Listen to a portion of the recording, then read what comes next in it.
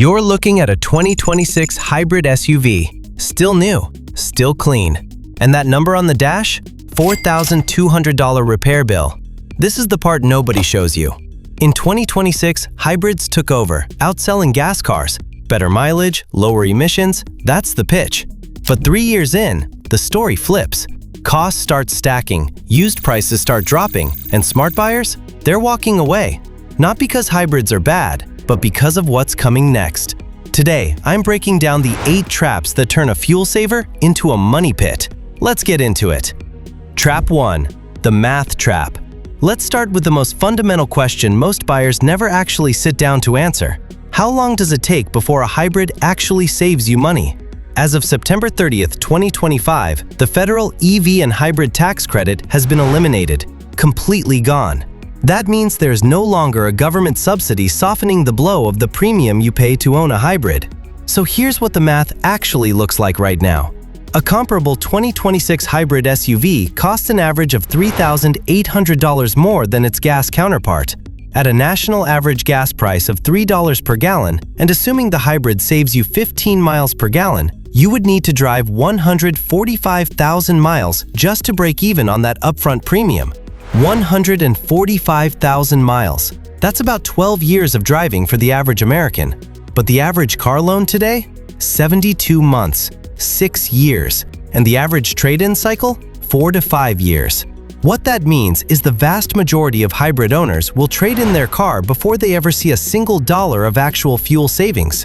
They've paid the premium, they've driven the car, and then they hand it back to the dealer, having lost money, because they were sold on a break-even point that was always mathematically out of reach. This isn't a conspiracy, it's just math, and it's the first trap. Trap 2. The state surcharge. Let's say you've accepted the break-even math. You're a high-mileage driver, you've run the numbers. The hybrid still makes sense for you. Fair enough. But here's what most buyers don't account for. Your state has caught on to the fact that hybrid and EV drivers pay less or nothing in gas taxes, and they want their road maintenance money back. In Ohio, you're now charged an annual surcharge of $100 to $150 just to register a hybrid. In Washington state, it can be up to $225 extra per year. And they're not alone. Over 24 states have implemented some form of alternative fuel vehicle fee. Over 5 years, that's $500 to $1,100 in hidden taxes that gas car owners are not paying. That money is being silently deducted from your supposed fuel savings, and nobody told you about it when you signed the contract. And before you say, well, I'll just check my state's DMV website, most people don't. It doesn't show up in any car payment calculator. It's not on any comparison ad. It's just a line item on your registration renewal that quietly shows up every spring. 2 traps down, and you haven't turned the key yet. Trap 3. The tire and suspension tax. Here's something the marketing materials conveniently leave out. 2026 hybrid SUVs are, on average, 20% heavier than 2020 models. Why? Because the push for longer electric-only range means bigger battery packs, and battery packs are heavy. That extra weight doesn't sit still. It transfers into every single tire rotation, every corner, every braking event. And when you combine that with the instant high torque that electric motors deliver at 0 RPM, you have a machine that is substantially harder on its tires than an equivalent gas car. Current 2026 data shows hybrid tires wearing out 15 to 20% faster than those on comparable gas vehicles.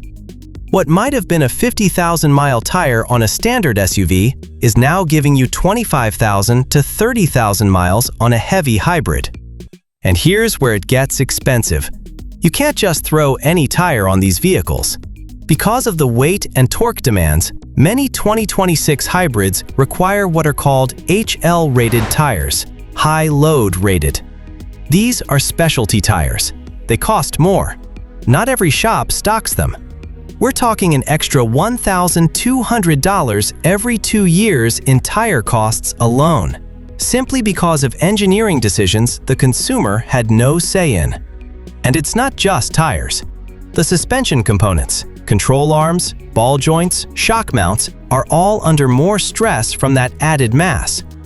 By year 4 and year 5, these components start showing premature wear that most owners mistake for a fluke. It isn't. Trap 4. The insurance and repair monopoly. You might assume that a fender bender is a fender bender, no matter what's under the hood. You'd be wrong. Insurance premiums on 2026 hybrids are running 12% higher than on equivalent gas models. Insurers have the claims data, and they know what repairs actually cost on these vehicles. Here's why. Even a relatively minor low-speed collision can trigger what's called a high-voltage isolation fault.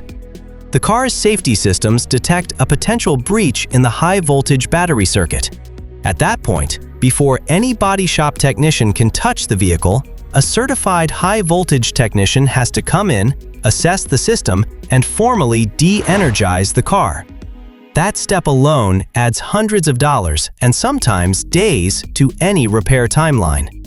A $2,000 bumper repair on a gas car can become a $4,500 diagnostic and repair process on a hybrid. Not because the body damage is more severe, but because the safety protocols around high-voltage systems are more complex. And there's another layer to this. Because these vehicles require specialized diagnostic equipment and trained technicians, you can't just take them anywhere. Independent shops that handle 90% of regular car repairs often cannot legally or safely work on high-voltage hybrid systems. That creates a de facto monopoly. You're going back to the dealer or to one of a small number of certified shops who know exactly what they have you over a barrel for. Less competition means higher prices. It's that simple. Trap 5. The J.D. Power Reliability Bomb. Let's talk about the reliability data, because the industry narrative that hybrids are becoming more reliable as the technology matures is not what the latest numbers are showing. The J.D. Power 2026 Vehicle Dependability Study just dropped its findings, and if you're a current or prospective hybrid owner, you need to hear this. Plug-in hybrids are now the most problem-prone vehicles on the road, recording 281 problems per 100 vehicles, written in the industry as PP100. Gas-powered vehicles? They're actually improving. They've come down to 198 PP100. Think about what that means. Traditional gas cars, the technology we supposedly want to move away from, are getting more reliable as manufacturers refine them. Meanwhile, plug-in hybrids are getting more complex without a corresponding improvement in dependability. The reason is engineering. Every time manufacturers add a longer-range battery, a more sophisticated thermal management system, or a deeper software integration between the electric and combustion systems, they're adding new potential failure points. And those failure points are showing up in owner reports at an accelerating rate. The math on reliability is not trending in the hybrid's favor, and year 5 is when those failure points tend to start expressing themselves. Trap 6. The dual powertrain tax. Here's a concept that sounds obvious when you say it out loud, but that most buyers never actually internalize. When you buy a hybrid, you are not buying one vehicle. You are buying two powertrains in one body. You have a direct injection gasoline engine with all of its maintenance demands, oil changes, air filters, carbon buildup on the intake valves, cooling system service. And you have a high-voltage electric drivetrain with its own set of demands, the inverter, the motor, the thermal management system, and the ECVT. For the first 3 to 4 years, you mostly feel the benefits of both without the costs of both. The gasoline engine rarely runs hard. The brakes barely wear. Everything feels almost effortless. And then year 5 arrives. This is when the inverter cooling system requires service. This is when the ECVT fluid needs to be changed. These are not the $49.99 oil change you budget for twice a year.